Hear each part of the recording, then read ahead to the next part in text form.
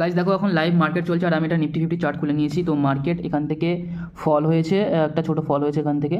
তো সেদিকে আমরা যাচ্ছি না, আমরা দেখছি যে মার্কেটে যখন ফল হবে কি যখন আপ হবে আমরা সিম্পল EMA 7 আর EMA 21 সাহায্যে কীভাবে বুঝতে পারবো।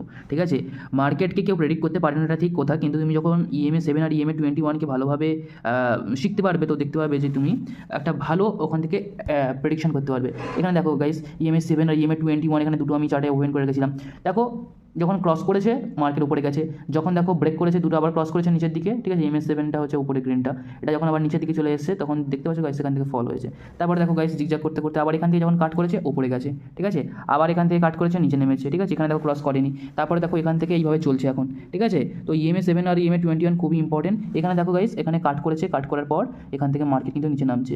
এখন তুমি হোল্ড করতে পারো, মার্কেট এখান থেকে কী হতে পারে সেটা পরের বিষয়, কিন্তু মার্কেটে যখন নিচে নামে বা উপরে ওঠে তখন কিন্তু EMA 7 আর EMA 21 ক্রস সেকশন হয়। তো এটা মাথায় রাখবে গাইস।